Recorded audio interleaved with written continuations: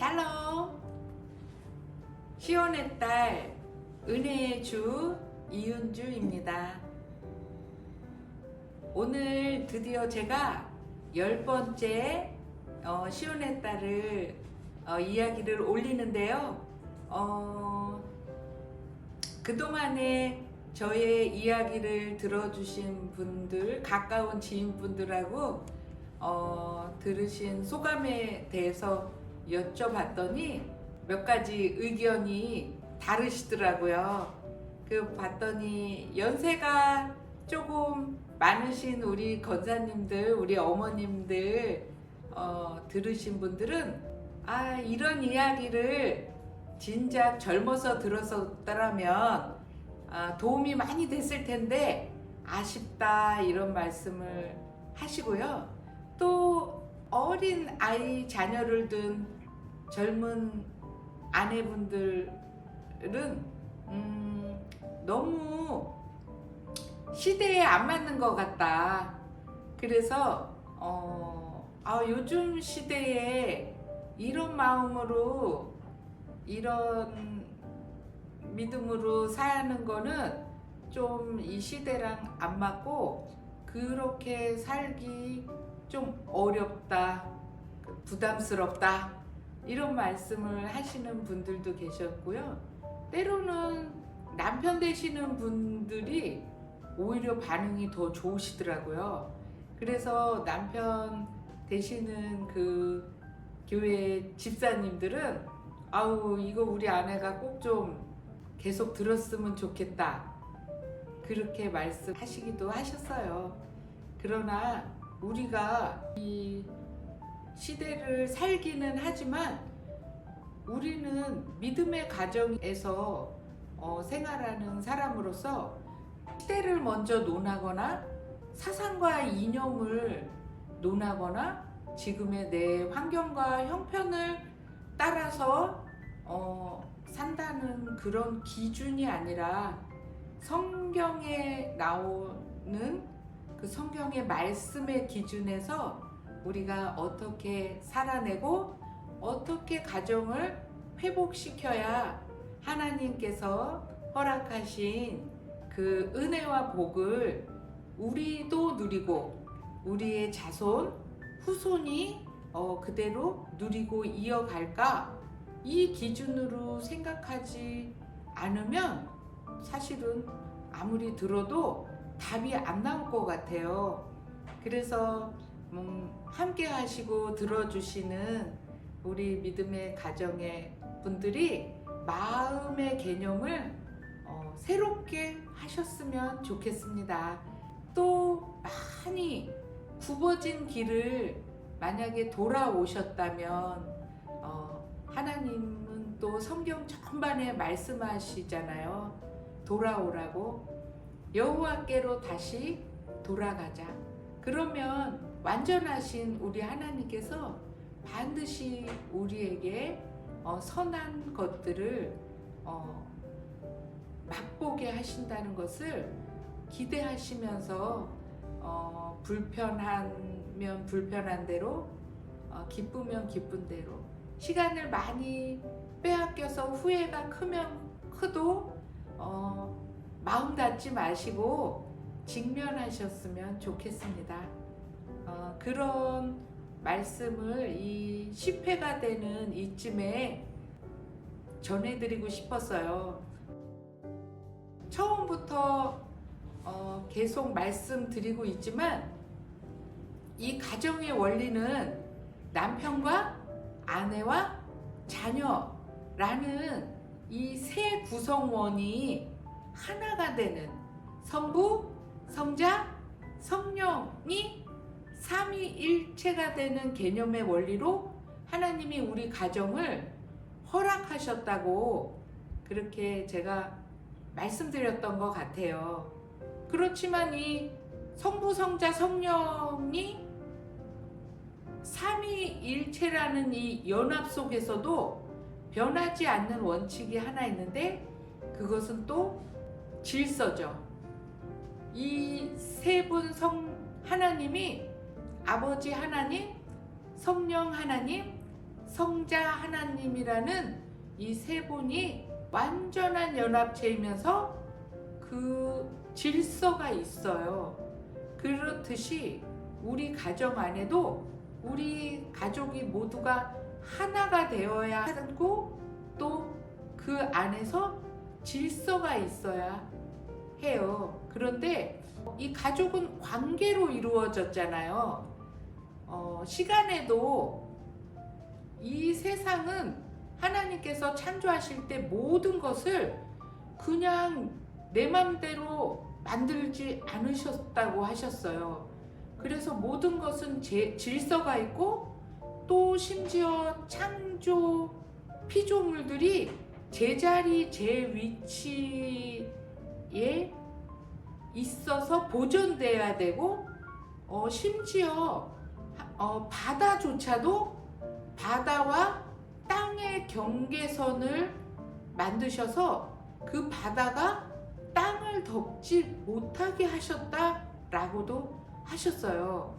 그렇듯이 모든 피조물에는 제자리 제 위치에 있어야 하는 질서가 있듯이 또 시간에도 질서가 있어요. 그래서 아무리 바쁘고 중요한 일이 있어도 우리가 일상생활을 하면서 삶의 우선순위가 시간에 따라서 질서를 잃어버릴 때 중요한 일도 망치게 되고 바쁜 일도 망치게 되고 그런 일들을 많이 겪게 되잖아요. 그리고 많은 수고를 하고 공을 들였는데도 불구하고 우선순위를 놓치는 바람에 모든 일이 허사가 되기도 하고 또 심지어 잠언과 전도서에 보면은 우리가 이 세상에서 살면서 바라고 소원하고 또 쾌락을 쫓아서 또 좋은 것들을 쫓아서 열심히 살아간 그 모양들이 헛되다고까지 표현이 되어 있잖아요. 그래서 도대체 잘 사는 것이 무엇일까? 라는 수많은 사연들과 간증들을 우리가 볼 수 있습니다. 그래서 시간에도 질서가 있고 일에도 질서가 있는데요. 이 관계에도 질서가 있습니다. 그래서 이 관계의 질서가 얼마나 중요한지 몰라요. 그래서 아프고 슬프고 뭔가 후회되는 인생의 뒤안길에서 모든 분들이 뒤늦게 인생을 돌아보면서 가장 많이 하시는 말씀이 내가 인생을 잘못 살았어, 헛살았어 라고 말씀하시기도 하고요.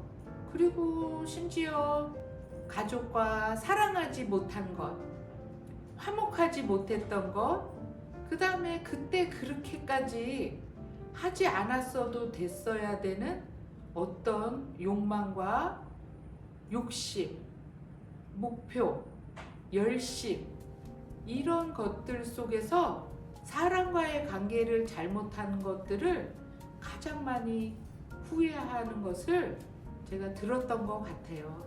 우리도 주변에서 저와 같은 그런 사연을 같이 느끼셨으리라고 생각합니다. 그래서 오늘 우리 가족 안에서 남편과 아내 지금 신혼 부부여서 둘만 있건 자녀가 하나밖에 없어서 가족이 셋밖에 없건 아니면 다복하셔서 자녀를 넷 다섯이 있건 상관없이 가족이 많아서 행복한 것도 아니고 가족이 적어서 행복한 것도 아니고 가족이 많아서 바람잘 날 없어서 고통한 것도 아니고 그 관계의 질서가 없어서 많이 힘들어하고 후회되는 사연들이 많은 것 같아요. 근데 그걸 내 힘과 내 의지로 열심히 살아가다 보면 어디서 뭐가 잘못됐는지를 모르고 어느새 세월이 많이 흐르는 경우가 많아요. 그리고 그걸 속이고 우리가 그렇게 살 수밖에 없게 다르게 살 수 있게 미혹하는 영이 있잖아요. 그걸 우리가 늘 생각해야 되는데 사실 우리가 사단의 공격이 있다라는 사실을 하얗게 잊어먹고 세상 살아가는 그게 바빠서 그렇게 되는 경우가 많은 것 같아요. 저만 해도 제가 시력을 지금 잃어서 앞이 안 보이지만 지금 시력이 제대로 있었을 때 정말 열심히 살았는데 저는 진짜 그 시간들을 다 내다 버리고 싶을 정도거든요. 정말 열심히 살았는데 정말 모르고 살았어요. 그런데 지금 오히려 앞이 안 보이고 내가 나 스스로 할 수 있는 일이 많이 제한되다 보니 오히려 사단의 공격이 어떻게 들어오는지도 알 수 있게 되고 하나님께서 가정을 태초에 허락하실 때 어떤 마음으로 또 어떤 열심으로 또 어떻게 우리를 사랑하고 지키고 지금까지 우리와 함께 하시는지를 깨닫게 해주시는 것 같아요.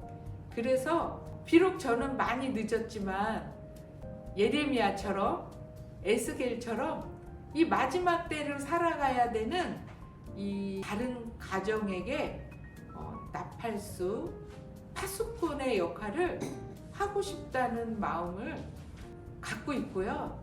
그 사명을 하나님께서 주신 것 같아요. 그래서 제가 시온의 딸을 열심히 전하고 있는데요. 요즘 제가 개인적으로 예레미야와 에스겔을 성경을 계속 듣고 있는데요. 조금 힘이 나지 않는 성경 말씀을 들으면서 힘내기가 좀 어려운 점도 있어요. 왜냐면요, 예레미야가 그 하나님의 선지자로서 그 하나님의 마음을 이스라엘 백성들에게 열심히 전했지만 듣는 백성도 없었고 왕도 없었거든요. 에스겔은 더 심하죠. 더 심한 일을 퍼포먼스를 하면서 너무 많이 겪었죠. 고통을요. 그러다 보니까 이 길이 쉽지 않을 거라는 그런 마음 때문에 조금 어렵긴 하지만 잘 감당해 보고 싶습니다. 오늘은 그 가족 관계에도 질서가 있다, 이런 부분을 얘기하면서 가족 수가 남편과 아내 둘이건 자녀가 하나밖에 없건 그 속에서도 질서는 반드시 지켜져야 합니다. 그래서 성경에 하나님께서는 남편을 머리라고 하셨고 아내를 남편이 머리가 되어서 살아가는 그 인생을 도우라고 아내를 허락하셨고 이 두 사람이 완전한 연합을 하였을 때 그 남편의 씨로 인하여서 자녀를 얻게 되는 그 복을 허락하셨습니다. 그래서 그것이 관계의 질서죠. 요즘 근데 그 관계가 어그러져서 아내가 남편을 조종하는 일이 있어요. 그 창세기 4장에 나오듯이 하나님이 여자를 이미 재판을 해서 여자에게 명명하신 것이 있잖아요. 너는 남편을 원하나 남편은 너를 다스릴 것이다.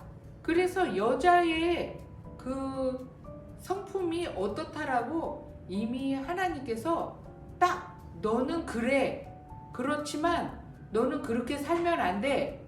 왜? 너의 남편이 너를 다스리게 될 거니까.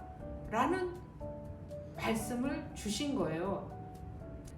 그렇다고 해서 그걸 남편한테 너는 아내를 반드시 다스려야 돼 라고 명령하신 게 아니거든요. 아내한테 말을 하셨어요. 그렇기 때문에 남편이 아내를 다스리는 걸 조절할 수 있는 사람은 남편이 아니고 여자예요. 그러니 여자는 남편이 나를 다스리게끔 순종을 해야 되는 위치에 있어요. 그리고 남편에게, 아담에게 가장 먼저 명령하신 것이 이 세상에 있는 동물들, 생물들에게 이름을 지어주고 밭을 가르라고, 일을 하라고 명령을 하셨어요. 그렇기 때문에 아내는 무엇을 할까요? 남편이 일을 할 수 있도록 내조를 해야 되는 위치에 있어요. 그런데 이 마지막 때에는 많은 것이 그 관계의 우선순위가 어그러져고 또 뒤죽박죽으로 서열이 바뀌는 바람에 아내가 일을 하고 남편이 내조를 하는 현상이 시대적으로 많이 일어나서 심지어 아내가 직장을 다니고 남편이 육아를 하는 일이 사회적으로 덕목처럼 되어버렸어요. 그런 것들을 잘못됐다, 성경적으로 돌아가자 라고 말을 하면 예레미야 시대 같은 취급을 받을 것 같은 거예요, 기분이요. 근데 들으시면서 무조건 덮지 마시고 끝까지 한번 들어주셨으면 좋겠어요. 그리고 요즘 우리 남편은 딸바보예요 라고 말씀하시는 분들이 교회 집사님들 중에 많이 계시더라고요. 그래서 딸바보일 때 어떠세요? 라고 아내 되는 분한테 제가 반문을 하면, 아니 뭐 아빠가 딸 좋아하는데 뭐 특별히 다른 감정이 있을 수 있나요? 그냥 그러는 게 편하고 좋아요? 이렇게 대답하시더라고요. 근데 저는 그렇지 않은 게, 이 딸 바보라는 것은 아빠가 딸을 지나치게 좋아하는 분에게 주어지는 별명 같은 거잖아요. 그런데 엄밀히 보면은 아내보다 딸하고 더 친하다는 뜻이에요. 그러면 그 관계의 질서가 조금 바뀐 거죠. 그래서 제가 아주 친한 남자 집사님께 물어봤어요. 아니, 집사님은 딸바보라고 하는데 딸이 그렇게 예뻐요? 그렇게 여쭤봤더니, 아, 진짜 예쁘죠. 내 얘기도 잘 들어주고 나랑 장난도 치고 나한테 뭐 해달라고도 잘 안기고 너무 예쁩니다. 그래가지고, 그런 역할은 왜요? 아내한테 요구해야 되는 거 아닌가요? 그랬더니, 아, 쉽지 않아요. 쉽지 않아요. 아내 사랑하는 게 쉽지 않아서 딸을 사랑합니다. 이렇게 말씀하시더라고요. 그래서 그건 자랑할 일이 아니고 정말 바보예요. 나는 바보예요 라고 말하는 거라고 생각해요. 그리고 또 아내가 밖에서 그런 얘기를 한다면요, 진짜 남편 흉을 보는 거라고 생각해요. 그것은 아내가 남편과의 관계에 친밀감을 주는 것이 너무 피곤해서 딸에게 그 자리를 내어준 거예요. 그러다 보니까 어떤 일이 있냐면 딸하고 아빠하고 티격태격 싸우기도 해요. 그런데 그 싸움을 이렇게 들여다보면 누가 옳은지 그른지 알 수가 없다고 엄마, 아내는 계속 그걸로 심판을 보게 돼요. 마치 자녀 둘이 형제끼리 싸움이 있을 때 엄마한테 가서 서로 일러서 누가 옳으냐 그르냐를 하듯이 아빠와 딸과의 사이에서 객관적인 위치로 말하고 바라보게 되는 엄마들의 모습을 보게 되는 것 같아요. 그래서 하나님이 기뻐하지 않는 모습이다라고 생각을 해요. 또 반대인 경우도 있어요. 엄마가 아들을 너무 사랑해요. 그리고 아들에게 너무나 지극정성이에요.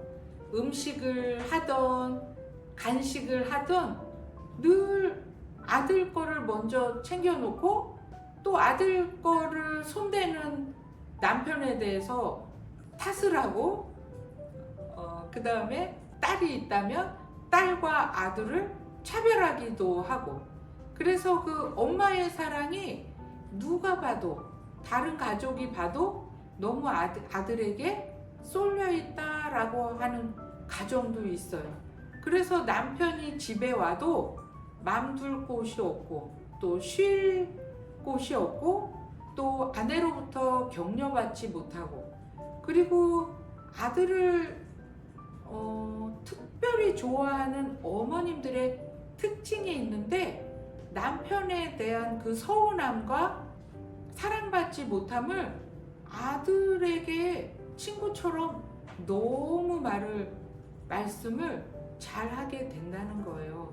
그런데 그것이 잘못됐다고 생각을 못하는 이유가 어디에 있냐면 그 사랑으로 인해서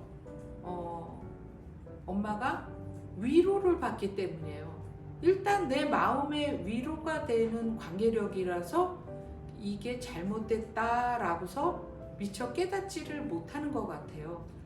그리고 아빠인 경우도 내가 집안의 가장으로서 밑에서 그 권위라는 것이, 그 가장의 권위라는 것이 내가 세우려고 하기 시작하면 폭력과 너무 엄한 기준으로 인해서 서로 화목하기가 어렵잖아요.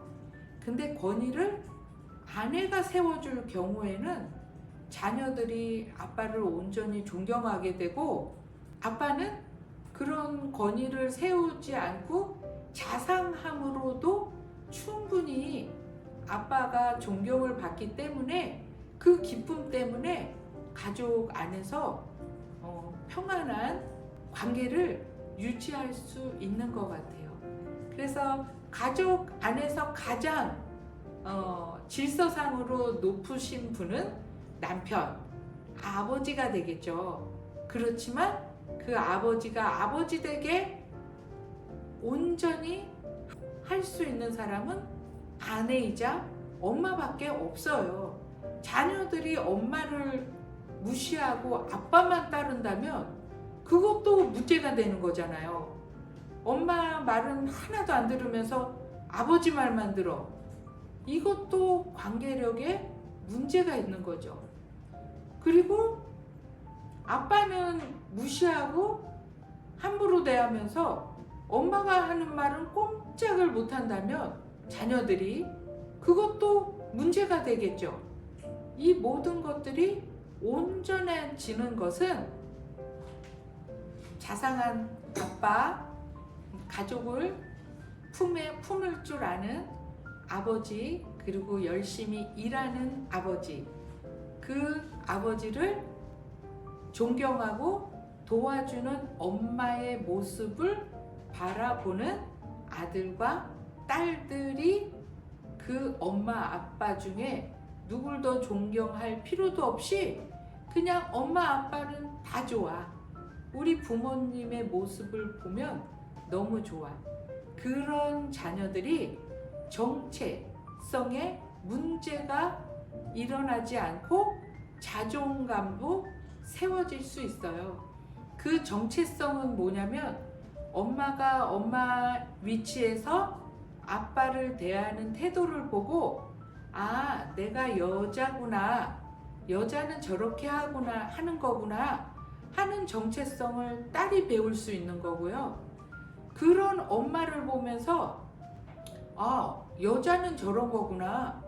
그런데 나는 남자니까 나는 또 저런 아내를 나중에 얻어야 되겠구나 라는 자기 정체성, 아들인 정체성과 그런 또 배우자를 만나게 되는 길을 여는 상황이 되는 것 같아요.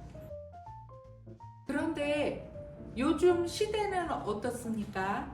저도 마찬가지고 저희 세대의 친구들이 가장 서로 이야기를 많이 나누고 들은 것들이 있어요. 그건 뭐냐면 우리 아빠 엄마의 사는 모습을 보고 나도 결혼하지 않기로 결심했어 라는 친구들이 참 많이 있었던 것 같아요. 그리고 사실 저도 정말 예기치 않게 결혼을 하게 됐지만 저도 20살 후반이 될 때까지 친구들과 똑같은 마음을 가지고 있었던 것 같아요. 나도 굳이 결혼 안 하고 살고 싶다 이런 생각을 했어요. 그런데 우리 시대는 그렇게 생각을 하면서도 때가 되면 의뢰의 결혼을 했고 또 해야 된다고 생각을 했거든요. 근데 요즘 시대는 그렇지 않은 것 같아요. 오히려 결혼 정년기가 되지 않았는데도 결혼을 안 하겠다고 결정하고 마음 먹고 또 지금 나이가 들어도 결혼을 하지 않는 세대가 너무 많아졌어요. 결혼을 하지 않고 사는 게 속 편하고 또 실제로 생활하기도 편하다고 다짐한 세대가 하물며 자녀는 낳겠습니까? 그건 말도 안 되는 얘기죠. 그런데 어쩌다가 지금의 세대가 그런 세대가 되었을까? 성경을 들으면서 묵상을 해 보았더니 가장 많은 원인이 어디에 있을까 생각해 봤더니 제 생각이에요. 꼭 정답은 아닙니다. 우리 세대의 엄마들이 아들, 딸들을 키우면서 아들, 딸들이 나 결혼 안 해 그러면 그래 하지마 자식 낳아서 좋은 거 별로 없는 것 같아. 그냥 할 수만 있다면 속 편하게 인생을 마음껏 누리고 살아 라는 말을 일상에서 참 많이 하는 것 같아요. 그리고 제가 이제 교회를 어려서부터 다니다 보니까 교회 어르신들이 하시는 말씀 많이 들었거든요. 그런 말씀을 직접들 하세요. 결혼 안 하겠다고 그래서 그래 하지마. 딸들한테 너가 부족한 게 뭐가 있어? 그리고 옛날에는 남편들이 돈 벌어다 주는 것만 바라보고 사니까 억지로 살았지. 지금은 다 똑같이 대학교, 대학원 공부 뒤지지 않고 다 공부 가르쳐 놨고 당당하게 직장도 좋은 직장 다 들어갔으니까 뭐가 아쉬워서 결혼을 해. 그러니 너도 네 인생을 당당하게 살아라 라고 말해 주신 우리들의 어머니와 또 저의 세대가 어머니가 돼서 그런 말을 아무렇지도 않게 해 주신 분들이 너무 많다는 거예요. 정말 많아요. 그것이 지금의 시대를 만들었다고 저는 생각해요. 그래서 지금 나라가 인구 절벽이 되어서 이제 10년 정도면은 우리나라가 예수님을 믿는 인구가 없어질 정도로 오히려 우리가 선교지가 된대요. 우리나라가요. 그리고 전도지가 돼가지고 미전도 종족이라는 그 수치에 들어갔대요. 이거는 정말 상상도 할 수 없는 엄청난 일이잖아요. 그러니 지금까지 우리를 지키고 우리를 바라보시는 그 하나님의 마음은 얼마나 아프시겠어요. 지금 우리들이 이 시대가 짓고 있는 죄가 노아의 때와 전혀 다르지 않다고 그러잖아요. 그러니 지금에라도 지금 이 시대에서 잘 먹고 잘 살아내려고 하는 그 마음을 돌이켜서 하나님께로 돌아가야 하는 사명이 우리에게 있다라는 것을 알아야 돼요. 집 안에서 진정한 관계의 질서를 바로 세우셔야 합니다. 그래서 하나님의 그 창조의 원리와 목표대로 회복된 가정으로 우리는 지금 살아남아야 돼요. 마지막 때 남은 자가 돼야 합니다. 그 마음을 함께 나누고 싶습니다. 심지어 옛날에 이스라엘 아모리 족속 바알신을 섬겼던 그때 당시에만 해도요, 하나님께서 우리 이스라엘 백성에게 뭐라고 당부하셨냐면 몰렉에게 자녀를 바치는 그런 일을 하지 말라고. 그 몰렉이라는 신에게 제사를 하기 위해서 자녀들을 불 가운데로 지나가게 하는 제사를 드렸대요. 그런데 한번 생각해 보세요. 몰렉이라는 신에게 자녀를 바쳐가면서까지 얻고 싶었던 소원이 도대체 뭐길래 그 소원을 이루게 해달라고 자녀까지 죽일까요? 이건 진짜 너무 말도 안 되는 끔찍한 일이잖아요. 그런데 그거는 그때 당시에, 고대 당시에 있었던 야만적인 그런 일들이고, 요즘 시대에는 그것이 없을까요? 지금은 키우기 싫다고 미리 뱃속에서 죽여버리잖아요. 낙태를 하잖아요. 내가 원치 않은 임신을 했다고 죽이는 일이 있잖아요. 그리고 또 심지어 낳았어요. 낳아서 아주 열심히 키우고 있잖아요. 부모님이 최선을 다하잖아요. 근데 자녀들이 하나님을 전수받는 믿음으로 자라는 것이, 하나님의 자녀로 자라는 것이 부모의 제1 양육 목표가 돼야 되는데, 우리 부모님들의 최고의 목표는 제가 봤을 때는 공부인 것 같아요. 오직 공부를 위해서 모든 것을 자녀에게 다 헌신해 주시는 것 같아요. 그래서 심지어 그 위험하다고 하는 그 스마트폰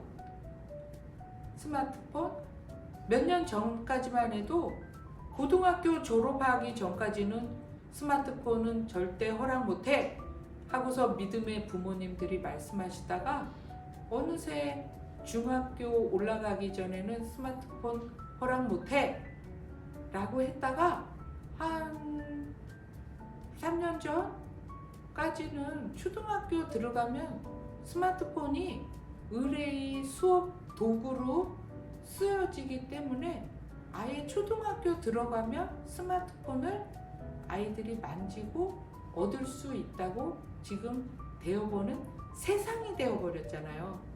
지금은 믿음의 부모님들이 그런 것들을 악한 영향력으로부터 자녀를 지킬 수 없는 그냥 시대가 되어버렸어요.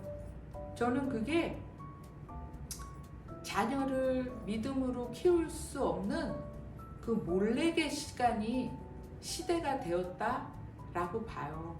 그런데 그런 자녀들을 그 하나님의 영역 안에서 보호하고 키우시려는 욕심보다 부모님들이 세상에 나가서 더 앞서고 뛰어난 아이로 키우시고 싶다는 그 열망 때문에 자녀들을 몰래에게 바치는 그런 또 다른 미혹된 모습으로 우리가 살아가는 거 아닌가 한번 돌이켜 보셨으면 좋겠어요. 그래서 자녀와의 관계를 하나님 안에서 인격적인 훈육과 말씀으로 키워야 되는데 공부를 잘하게 하는 아이로 키우기 위해서 모든 관계력을 열고 최선을 다하는 모습.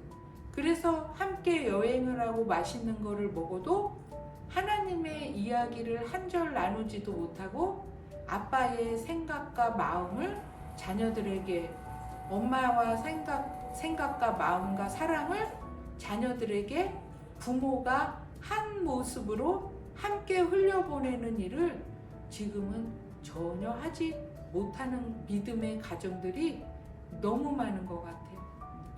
너무 많다 못해서 거의 모든 가정이 같은 것 같아요. 그래서 교회는 다니는 거 빼놓고는 세상에 있는 부모와 믿음의 가정의 부모가 차이가 없어요. 왜냐하면 제가 주일학교 사역을 오랫동안 하면서 주일학교 친구들에게 계속 물어본 것들이 있거든요. 예배 시간 때마다 그랬어요. 친구들, 학교에 있는 너희들 친구들의 부모님 얘기 친구들한테 많이 들었지? 그걸 들으면서 학교 친구의 부모님하고 너희 부모님하고 차이점이 있으면 말해줄래? 라고 제가 자주 물어봤어요. 그럼 아이들은 모르겠대요. 그래서 아니 너희 부모님은 교회를 다니시고 믿으시니까 학교 세상 친구들의 부모님하고는 다를 거잖아. 그러니까 그 다른 점을 한번 찾아서 얘기해 줄래? 라고 했더니 그중 좀 생각이 빠른 친구들이 하는 대답이었어요. 우리 아빠 엄마는 믿음이 좋아요. 어떻게 알아? 주일학교 선생님이세요. 또 성가대 하세요. 또 주차 봉사 하세요. 그러면서 교회에서 봉사하는 것들을 열심히 얘기해요. 그럼 제가 그러죠. 그렇게 무언가를 하는 거 말고 믿음이 있는지 없는지 그 눈에 보이지 않는 것으로 너희들이 느끼는 그것, 엄마 아빠의 모습을 보면서 느끼는 그것을 얘기해봐. 어떻게 다른지 그랬더니 근데 그거는 고개를 갸우뚱 모르겠대요. 학교 친구 엄마하고 똑같대요. 생일 파티에 집에 가봐도 똑같고 애들이 말하는 것도 똑같고 심지어 어떤 친구는 웃으면서 사실 내 친구 엄마랑요 욕하는 것도 똑같아요. 우리 엄마는요 막 심지어 그렇게까지 말하는 친구들도 있었어요. 그리고 어떤 아주 인상 깊은 친구의 말이 있었는데요. 저는 저희 엄마가 믿음이 있는지 없는지 그건 모르는데 하나님을 전혀 생각하지 않고 있을 때는 언젠지 알아요 라고서 얘기를 하더라고요. 그래서 그래? 그랬더니 하는 말이 마트에 갈 때는 마치 엄마 얼굴이 변해서 하나님을 그 마트 밖에 카터기가 있는 곳에 여기 잠깐 계세요 하고서 들어가는 그런 기분이었어요 라고 얘기를 하더라고요. 여러분 어떻게 생각하세요? 친구들이 달리 이런 생각과 질문을 접할 기회가 없어서 개념도 없이 우리 가정에서 태어나서 그 가정에서 자랐기 때문에 그 부모가 하는 것이 사랑이라고 생각하고 그 부모가 말하는 것이 사랑이라고 생각하고 그 부모가 하는 그 종교 생활이 믿음이라고 생각하고 우리 아이들도 똑같이 자라고 있다라는 사실을 우리가 한번 돌아봐야 돼요. 그래서 하고 싶은 이야기는 많지만 이쯤 듣기에 마음이 너무 아프실 것 같아서 마무리를 지으려고 합니다. 우리 모두가 우리의 신앙생활을 돌아보고 하나님의 방법을 오늘 듣고 한번 사용해 보셨으면 좋겠어요. 하나님이 예수님을 이 땅에 보내시면서 사용하신 방법이 있는데요.